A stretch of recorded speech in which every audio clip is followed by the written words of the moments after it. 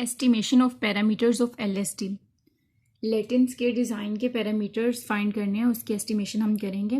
Statistical model हमें पता है कि एलएसटी का क्या होता है, ये होता है, ठीक है।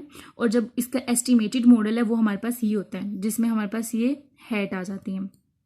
और एसएससी कैसे, जब भी हम लोगों ने इसको करना है बाय मिनिमाइजिंग स्टैंडर्ड एरर, तो उसके लिए हम क्या करेंगे कि हमारे पास सम ऑफ स्क्वायर ऑफ एरर हमारे पास क्या होता है, ये इसके इक्वल होता है कि वाई आई जे के माइनस कर देना है ये जो हमारे पास एस्टिमेटेड आएगा, ठीक है। तो एस्टिमेटेड वैल्यू को जब हमने यहाँ पर लिखे, देखें ये सारी पॉजिटिव है, यहाँ पर आके सारी वैल्यूज हो जाएंगी माइनस, इसको हमने इक्वेशन ए का नाम दे देना है। नेक्स्ट स्टेप में क्या करेंगे, taking partial derivative of equation 1 with respect to mu and then equate to 0। इसका हम क्या करेंगे कि पार्शियल डेरिवेटिव लेंगे विद रिस्पेक्ट टू म्यू और इसको फिर 0 के इक्वल पुट कर देंगे। जब हमने इसका पार्शियल डेरिवेटिव लिया तो क्या आ गया, यहाँ पर हमारे पास पावर में 2 था, पहले आ गया, बाकी पूरी टर्म ऐसी आई, 2 में से 1 माइनस कर दिया, और जो जिसका हमने डेरिवेशन लेनी है, जिसके रिस्पेक्टिव से ले रहे हैं वो क्या है, हमारे पास म्यू है, तो म्यू के लिए ले रहे हैं, तो इसके साथ बाकी तो सारी 0 हो जाएंगी, तो इसके साथ ये क्या है, -1 है, तो -1 यहाँ पर आ जाएगा, ठीक है, जो मल्टीप्लाई होगा, बाकी ये सारी टर्म 0 हो जाएंगी, तो ये आ गया 0 के इक्वल आ गया। फिर उसके बाद देखें आई और जे जो है ये पी तक जा रहे हैं, उसके बाद क्या करेंगे कि ये वाला 2 जो है इधर जाके मल्टीप्लाई हो जाएगा तो 0 हो जाएगा, ठीक है। उसके बाद और ये -1 भी यहाँ से वेनिश हो जाएगा। ये जब डबल समेशन है ये हम अंदर अप्लाई करेंगे। अब डबल समेशन को हम इस पे अप्लाई करेंगे। जब इस पे अप्लाई किया तो ये देखें आई और जे जो है वो हमारे पास रेंडम है, तो इसलिए इसके साथ ऐसे आगे फिक्स्ड नहीं है, ठीक है।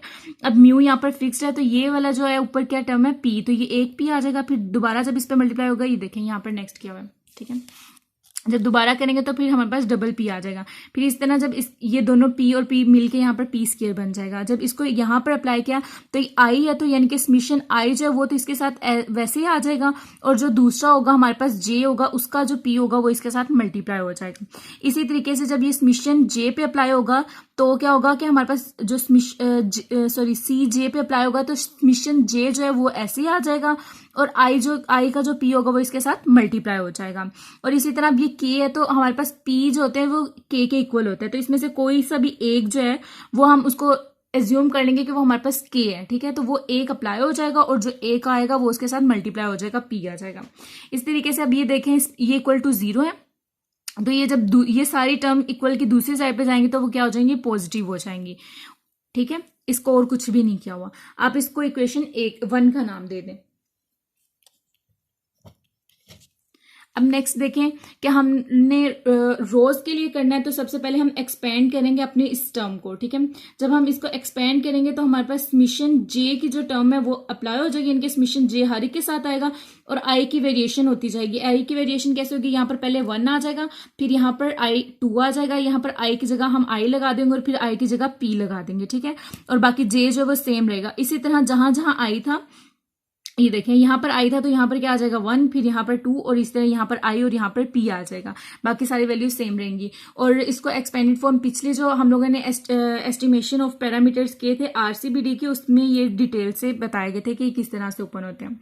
उसके बाद आप देखिए पहले इस टर्म का हम लोग डेरिवेटिव लेंगे, फिर इस टर्म का, फिर इसका किस रिस्पेक्टिव से लेंगे, R1 से, इसका R2 के लिए, इसका RI के लिए और इसका RP के लिए हम लोग डेरिवेशन लेंगे। जब R1 के लिए लेंगे तो वो क्या हो जाएगा कि सिर्फ ये टर्म आएगी, बाकी सारी जो एज अ ट्रीटमेंट को एज अ कांस्टेंट ट्रीट होगी तो सारी 0 बन जाएगी, वो सारी वैनिश हो जाएगी, सिर्फ ये वाली हमारे काम आएगी। वो किस तरह से, अब देखें जब इसका हमने पार्शियल डेरिवेटिव लिया तो हमारे पास ये क्या आ गया, 2 पहले आ गया जो हमारे पास पावर में था, बाकी पूरी टर्म वैसे ही आ गई, और यहाँ पर जिसके साथ R1 था इसके साथ क्या है -1 है, तो ये -1 यहाँ पर मल्टीप्लाई हो जाएगा, 0 आ जाएगा।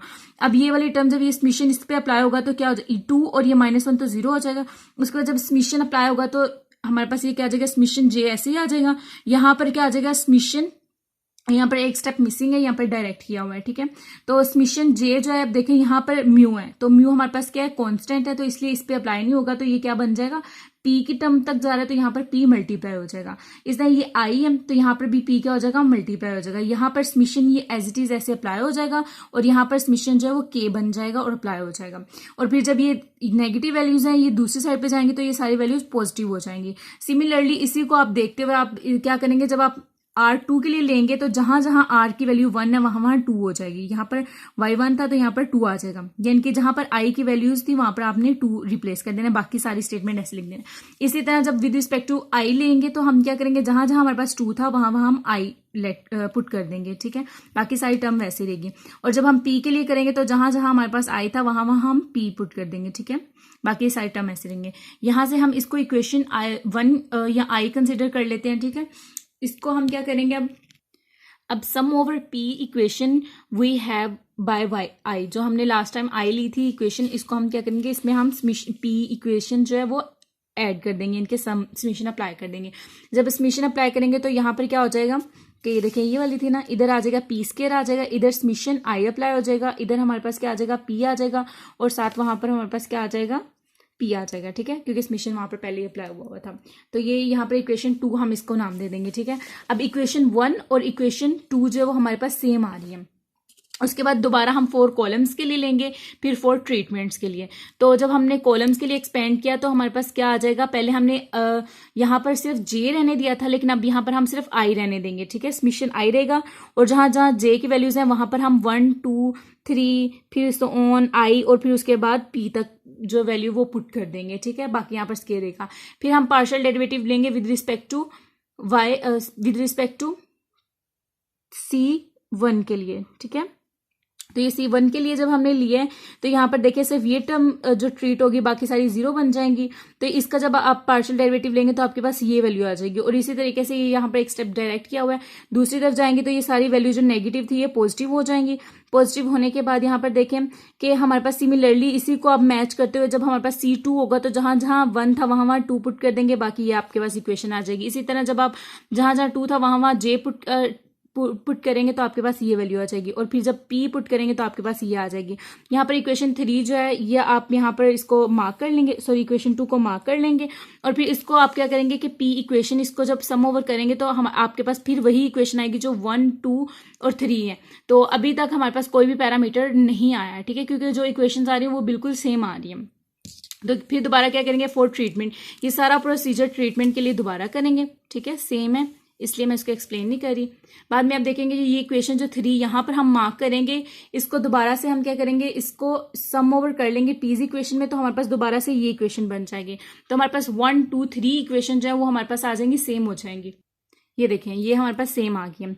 अब देखिए जैसे equation 1 2 3 and 4 are same, so unique solution does not exist. अब इसमें यूनिक सोल्यूशन नहीं है तो हम क्या अज्यूम कर लेंगे, समेशन CJ और रो के जो है वो हमारे पास क्या है 0 के इक्वल है, लेट कर लिया। तो इक्वेशन 1 में हम क्या करेंगे कि ये वैल्यू जब हम पुट करेंगे तो यहाँ से हम क्या करेंगे, ये P स्क्वायर यहाँ पर है, दूसरी साइड पे चला जाएगा। अब P स्क्वायर आपको पता है कि P जो R और K के इक्वल होता है, ठीक है, P R और K के इक्वल होता है और R के सेम होती है, इसलिए ये P स्क्वायर बन जाता है। तो म्यू हेड जो आ जाएगा वो हमारे पास इस इक्वेशन के इक्वल आ जाएगा।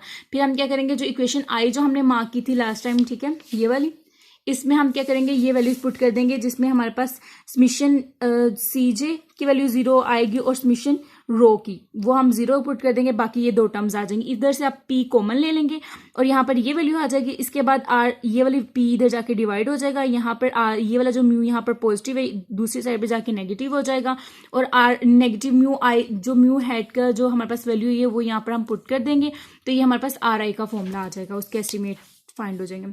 फिर उसके बाद इक्वेशन 2 को जब हम यूज करेंगे, ठीक है, तो हमारे पास क्या आ जाएगा, ये वैल्यूज इक्वेशन 2 की आई है, इसमें हम समेशन ये और समेशन ये 0 आ जाएगा, बाकी ये आ जाएगी। इसी तरह P कॉमन ले लेंगे, उसके बाद यहाँ से CJ हेड की वैल्यू आ जाएगी, और इसी तरीके से फिर जब आप इक्वेशन 3 को लेंगे और उसमें आप RI की वैल्यू 0 पुट करेंगे और CJ की वैल्यू 0 पुट करेंगे, और बाकी ये सारी टर्म ऐसे ही रहेंगी। उसके बाद यहाँ से P कॉमन ले लेंगे और P कॉमन लेके इस पे जाके डिवाइड हो जाएगा। उसके बाद यहाँ पर जो म्यू आएगा हेड ये इधर जाके नेगेटिव हो जाएगा, तो यहाँ आपके पास रो हेड का जो K है उसकी आपके पास वैल्यूज आ जाएंगी। Thank you.